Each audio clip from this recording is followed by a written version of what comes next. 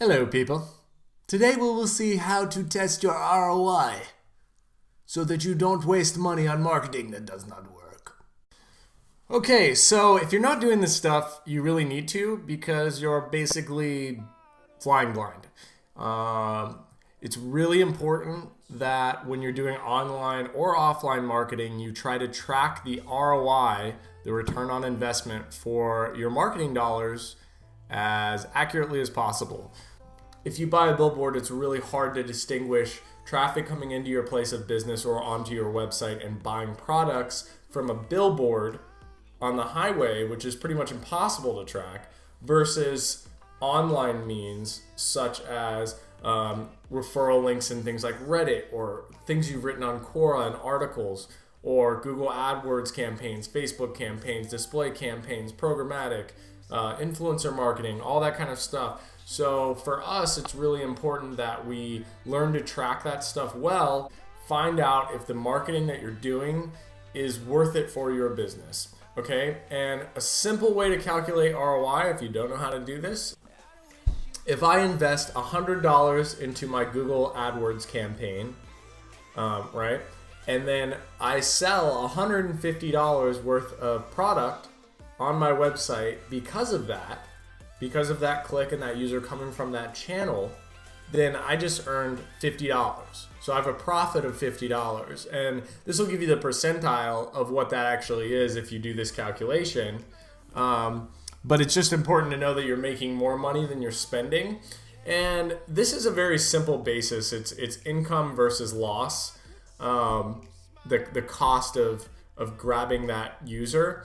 But a lot of people don't actually look at the long-term effects of this, and they'll stop their marketing campaigns prematurely, when in actuality, you need to be thinking long-term. So you need to know the long-term lifetime value of a customer before you make these decisions. The lifetime value of a customer that buys a Ferrari isn't that initial cost of buying the Ferrari. When Ferrari is actually looking at that as a dealership, they're looking at the maintenance costs, the average upkeep, and modifications that people do, buying sweatshirts, t-shirts, Ferrari blankets, toys for their kids. This stuff all comes into play with your lifetime value of the customer. So it's actually much higher than just buying the Ferrari, because in the long run, you're gonna make a ton of money off maintenance. I'm gonna go into my Google Analytics and I'm gonna go to Sway Ops. So on the left side under acquisition, you're gonna come down to campaigns and you're gonna click on all campaigns. Under these metrics, under all campaigns, I have my retargeting. I have Sway keywords. This is my Google AdWords campaign. So these are the keywords for Sway. And then these are my other keywords for Sway. And I didn't name these very appropriately. I know in my mind what they are. And you can see in here, I have total number of users, the bounce rate. So this is important. 100% of the people that visited out of these 6 sessions bounced, which means they left on the first page that they came in. That's not necessarily great traffic, so my audience might be wrong here, okay? The people I'm targeting might be wrong. So if you come over here, this is a 44% bounce rate, and that's okay. If you come up to my retargeting here, this is 45% bounce rate. But if you look over here, average duration was 18 minutes on site. That's watching videos, that's watching content, that's creating a brand and into that user. And this one's not bad either. 1 minute and 55 seconds is actually really long. Average duration. Most people, if they're not interested, bounce within the first 3 seconds on a web page. So you have 3 seconds, 4 seconds, maybe 5 seconds to capture attention with your header call and try to convert. Try to convert them into reading more content and getting through your site funnel. Another campaign URL builder, you're gonna see your normal website URL. So let's put in your normal website URL here. Say the campaign source is from Google AdWords, right? And you can see examples here. You can put other things, newsletters, emails, blasts, whatever you wanna track, this is how you do it. So you campaign source AdWords. My medium is CPM. You could put email, like it says here, something like that. My campaign name, right? So you could say AdWords shoe Nike 103 promo, right? If you wanted to get really specific. Campaign terms, identified the paid keywords, right? Campaign content. And just really quickly here, you can go to the bottom and you can see what each thing is, right? They have a nice little glossary here. And then over here, we're gonna have my finalized URL. So UTM source equals AdWords, UTM campaign, CPC, UTM medium equals CPM. These are little tags that Google AdWords will pick out of the URL and know to filter those users into the buckets that will show on Google Analytics. So we're gonna grab this and we're gonna copy it. So now if I wanna track all of my AdWords campaigns, I'm gonna log into AdWords. Okay, and now that I'm signed in, you can see here that I have retargeting, which hasn't shown any impressions yet. It's not ready. And then we have sway keywords, which is going to be those keywords that you saw in my analytics. So you can see 15 clicks for this time range. I'm going to dive into that campaign itself, and I'm going to click on this tab that says ads. Underneath ads, you can see that my URL here says swayops.com, but if I hit edit,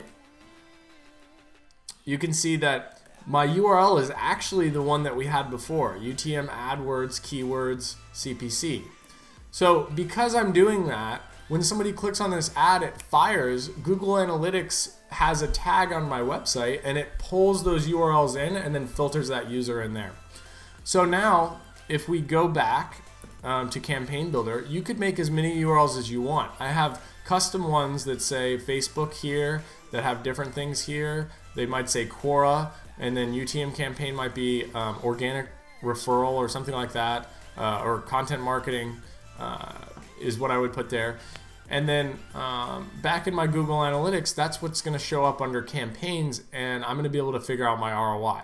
Now, the way I'm going to figure out my ROI is with goals, okay? So you see this box over here for conversion says set up a goal to see outcome metrics, define one or more goals. So I'm going to say get started, and I'm going to create a new goal. And my goal is to get demo forms filled out, so people that want to take a demo of my piece of software. In some cases, it might be an e-commerce checkout or downloaded a specific paper or something like that. Whatever we're paying marketing dollars for, at the end of the day, we want the goal of that marketing campaign tracked, okay? And then we can figure out the ROI. So we're gonna go to template. I'm gonna hit continue, and I'm gonna say sway demo sign up, okay? Goal ID, that's fine.